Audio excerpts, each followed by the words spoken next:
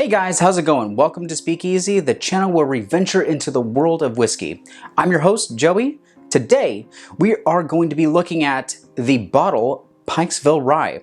But before we begin, for your convenience, I put timestamps down below in the description if you wanted to skip to the nosing or the tasting. Also, I have my reviews come out every Saturday, so please be sure to hit that subscribe button and ring the bell so you can know when a review goes live.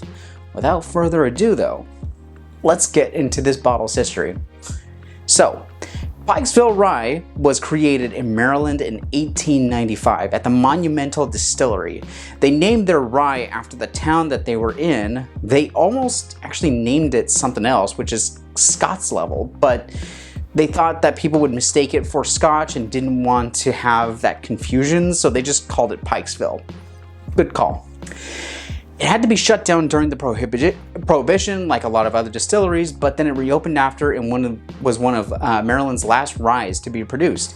Sadly, a smokestack accident happened in the 40s and it caused the change in ownership, and sadly they still had to close down over in the 70s. Later, it was bought by the Heaven Hill Distillery and they moved their production to Kentucky.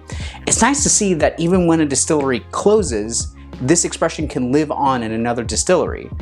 Now, this bottle here is about 6 years old and at 110 proof. I'm thinking with the high proof and the rye, this is going to be a spicy dram, but let's find out. Let's go ahead and go into the nosing here. Wow, okay. Heavy notes of cherry on this one, red licorice. Almost like dusty leather. Of course, when I say that, it's more of like a pleasant leather smell.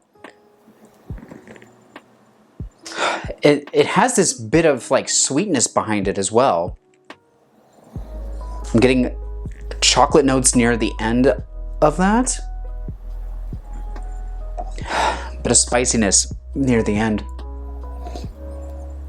I want to say maybe like baking spices. Oh, but so far, nose smells tasty. Let's go ahead and get into this.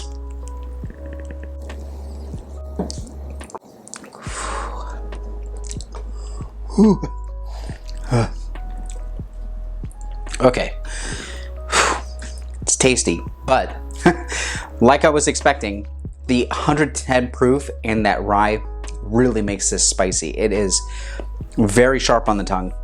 But oddly enough, with that sharpness, there is this mouthfeel that makes it very syrupy. It doesn't taste like syrup, but it is a syrupy kind of texture to it, smooth. I know it's like sweet and spicy. It's a little weird. I'm like getting both extremes. I'm getting like this extreme spiciness to it, but then yet it's also very creamy and smooth. It's an odd experience for a rye, or at least for a whiskey that I've tried in the past. This is definitely a lot of that cherry that I was smelling. It's still there. That spice oak is really prominent as well. I want to say that there's like definitely the chocolate notes at the end for sure. Yeah, sweet and spicy cherry. Wow, it's really nice for a rye. I mean, I haven't tried a whole lot of ryes, but I gotta say this is probably one of my top ones here. Still, I would say maybe not above Angel's Envy Rye. Just because that had that syrup flavor to it. This has the syrup feel. So I still really enjoy that one.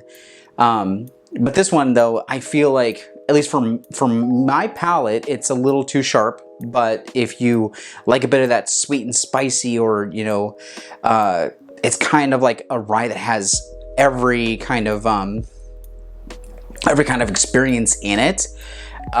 With a heavy like cherry, maybe even like cherry soda kind of taste to it, then this would be something that would probably be up your alley. Now, for something like this, I would say let's go into our ranking system, and that would be top, middle, or bottom shelf. This one is a solid rye, and I really enjoy it. It's definitely still, like I said, it doesn't speak to me as far as like top shelf goes. So I'm gonna definitely say this one I got for $35 over at Costco, which is a solid price. So I would say middle shelf for this one for sure, but I would say like almost to the point of top shelf. But overall though, I think that this is an amazing whiskey, and if you are able to find it for around $35–40, definitely give it a shot. I mean, why not? When it's not like super expensive, not $70 or above. I hope it's easy to find for you guys.